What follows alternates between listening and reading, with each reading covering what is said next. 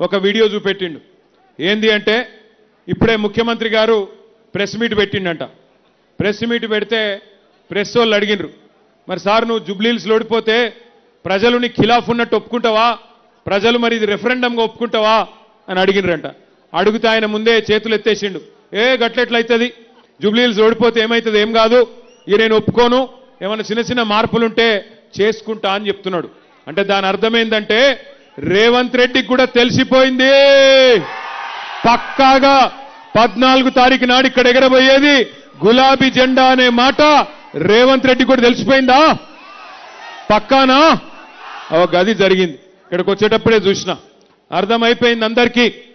దయచేసి మిత్రులందరికీ నేను ఒక్క విజ్ఞప్తి చేస్తా ఉన్నా, గౌరవ ఆడబిడ్డలకు అన్నదమ్ములకు ఒక్క ప్రార్థన మీతో. గత 25 సంవత్సరాలుగా బీఆర్ఎస్ పార్టీ పుట్టిన నాటి నుంచి, ఆనాడు టీఆర్ఎస్గా స్థాపించబడ్డ నాటి నుంచి నేటి వరకు 25 ఏళ్లలో 14 ఏళ్లు ఒక ఉద్యమ పార్టీగా రాష్ట్ర ఏర్పాటు కోసం కొట్లాడినాం. ఆ తర్వాత మీ దయతో, మీ ఆశీర్వాదంతో, పెద్దలు కేసీఆర్ గారి నాయకత్వంలోనైతేనే తెలంగాణ బాగుంటది అని మీరు ఆశీర్వదిస్తే 10 ఏళ్లు, దాదాపు 10 ఏళ్లు, 9.5 ఏళ్లు అధికార పార్టీగా మీకు సేవలు అందించినాం.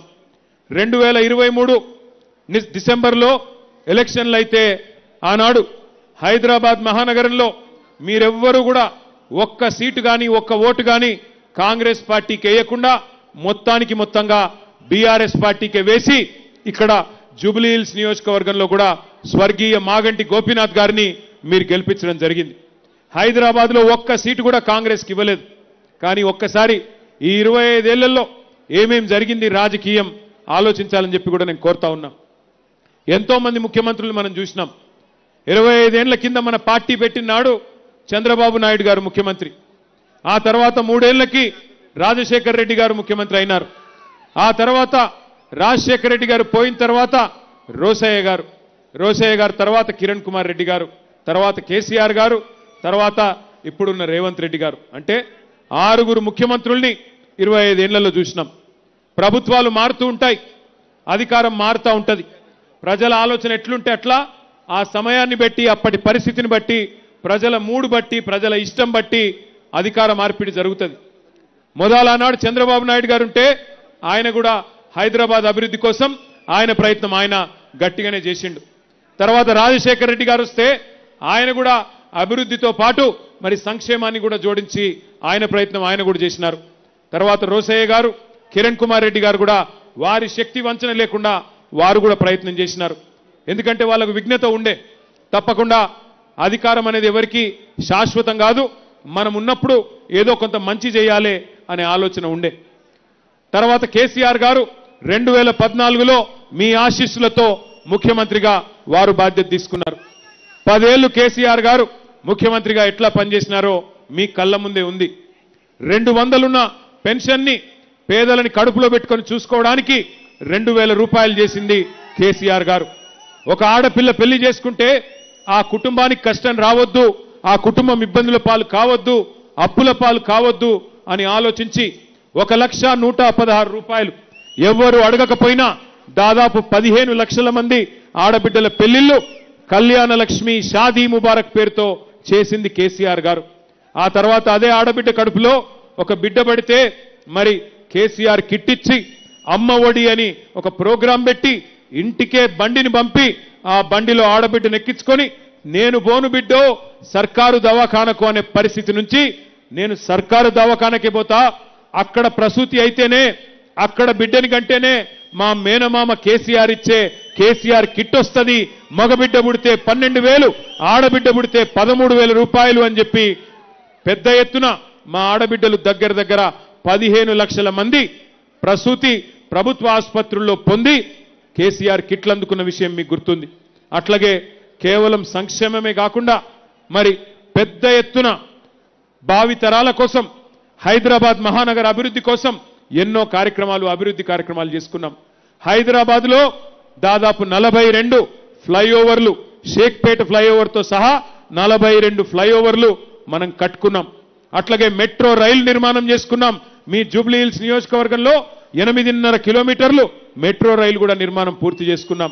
అట్లాగే బ్రహ్మాండమైన దవాఖానా మీ వెంగళరావు నగర్ డివిజన్లోనే కరోనా వచ్చిన తర్వాత హైదరాబాద్లో ఇంకా ఆసుపత్రుల సంఖ్య పెరగాలి అని చెప్పి 1000 పడకల ఆసుపత్రి మీ వెంగళరావు నగర్ డివిజన్లోనే 900 కోట్ల రూపాయలతో 1000 పడకల ఆసుపత్రి కూడా కట్టించింది కేసీఆర్ గారు.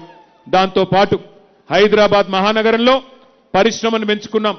ఐటీ రంగాన్ని దూసుకొని పోయే విధంగా మన ప్రభుత్వం వచ్చినాడు 2014లో ఐటీ పరిశ్రమ కేవలం 3,20,000 మంది పనిచేసేది. కానీ మన ప్రభుత్వం దిగిపోయే నాటికి దగ్గర 9.5 లక్షల మంది ఐటీ ఉద్యోగులు ఇక్కడ పనిచేసే విధంగా, అంటే కొత్తగా 6 లక్షల పైచిలకు ఐటీ ఉద్యోగాలు సృష్టించి బెంగళూరు నగరాన్ని దాటే విధంగా అద్భుతంగా పనిచేసుకున్నాం.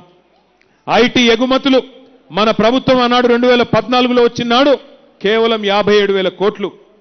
దాన్ని 2023 నాటికి 2,41,000 కోట్లకు తీసుకొని పోయినాం. ఏం జరిగింది? ఐటీ పెరిగితే రియల్ ఎస్టేట్ పెరిగింది, ఐటీ పెరిగితే హోటళ్లు బాగుపడ్డాయి, ఐటీ పెరిగితే 6 లక్షల మంది పిల్లలు మన తెలుగు వాళ్ళు బయటి రాష్ట్రాల వాళ్ళు మన హైదరాబాద్కు వచ్చి ఇక్కడ కొలువులు చేస్తే మరి మన హైదరాబాద్లోని వ్యాపారాలు చిన్న చిన్న వ్యాపారాలు హోటళ్లు రెస్టారెంట్లు మెడికల్ షాపులు అన్ని కలకలలాడుతూ మన జేబుల్లో పైసలు గిలగిల్లాడినాయి. 10 ఏళ్లు బ్రహ్మాండంగా హైదరాబాదు తెలంగాణ అభివృద్ధిలో దూసుకొని పోయింది. ఆనాడు అద్భుతంగా భారతదేశానికే ఆదర్శంగా నిలబడ్డది. ఒకవైపు హైదరాబాదు, మరొక వైపు పల్లె ప్రగతి లాంటి కార్యక్రమాల ద్వారా పల్లెలు బాగు చేసుకున్నాం, పట్టణాలు బాగు చేసుకున్నాం, పచ్చదనం పెంచుకున్నాం, పర్యావరణం కాపాడుకున్నాం. 10 ఏళ్లు సుకూన్గా ఉన్నాం. బ్రహ్మాండంగా పేదవాడు కడుపు నిండా అన్నం తింటానంటే 5 రూపాయలకే బువ్వ పెట్టే అన్నపూర్ణ సెంటర్ పెట్టుకున్నాం. బస్తీల్లో ఉండే పేదవాళ్లకు సుస్థి చేస్తే 350 బస్తీ దవాఖానాలు పెట్టుకున్నాం. ప్రైవేటు మెడికల్ డయాగ్నాస్టిక్ సెంటర్లకు పోయే అవసరం లేకుండా డయాగ్నాస్టిక్ సెంటర్లు పెట్టుకొని గరీబోళ్లను కడుపులో పెట్టుకొని చూసుకున్నాం ఆనాడు. అందుకే ఒకసారి కాదు 2 సార్లు జీహెచ్ఎంసీలో ఇదే వెంగళరావు నగర్ డివిజన్ నుంచి గులాబీ జెండానే గెలిపించినారు మీరు. 2 సార్లు 18లో 23లో మాగంటి గోపీనాథ్ గారికి బ్రహ్మాండమైన విజయం అందించింది ఇదే వెంగళరావు నగర్ డివిజన్. ఇది 10 ఏళ్ల మన ట్రాక్ రికార్డ్.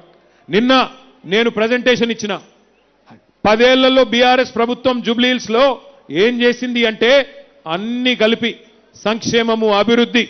సంక్షేమం అంటే బతుకమ్మ వస్తే హిందూ ఆడబిడ్డలకు బతుకమ్మ చీర పెట్టుకున్నాం, రంజాన్ వస్తే ముస్లిం ఆడబిడ్డలకు రంజాన్ తోఫా ఇచ్చుకున్నాం, క్రిస్మస్ వస్తే క్రిస్టియన్ ఆడబిడ్డలకు క్రిస్మస్ కుటుంబాలకు క్రైస్తవ కుటుంబాలకు క్రిస్మస్ కానుక ఇచ్చుకున్నాం.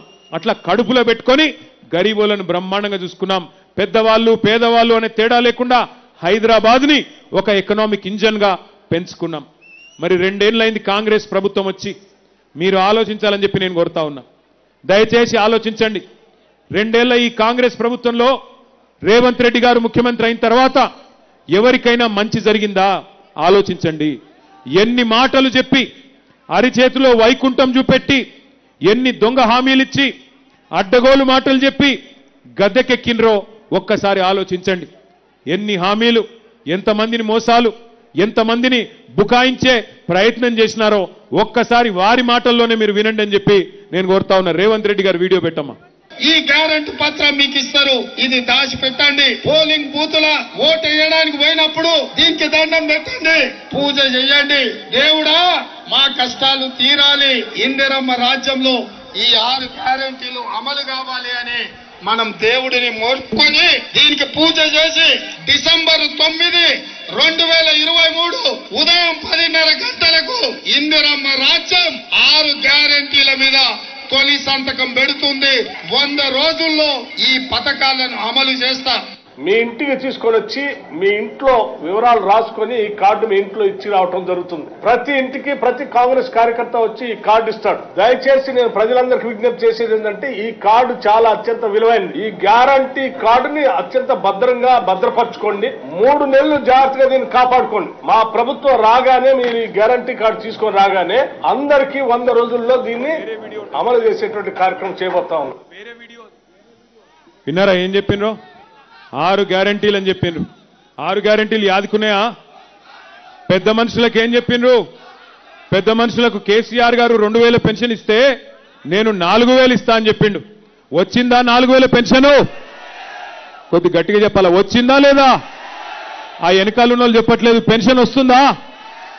भाइयों बहनों वजीफा मिल रहा क्या? आसरा पेंशन 4000 आपको मिल रहा क्या? మహిళలకు చెప్పినారు 2,500 ఇస్తా నేను నెలకి, ప్రతి మహిళకి 18 ఏళ్లు నిండిన ఆడబిడ్డకి నెలకు 2,500 ఇస్తా అని చెప్పిండు. వచ్చిందా ఒక్క ఆడబిడ్డ కన్నా? వచ్చిందా?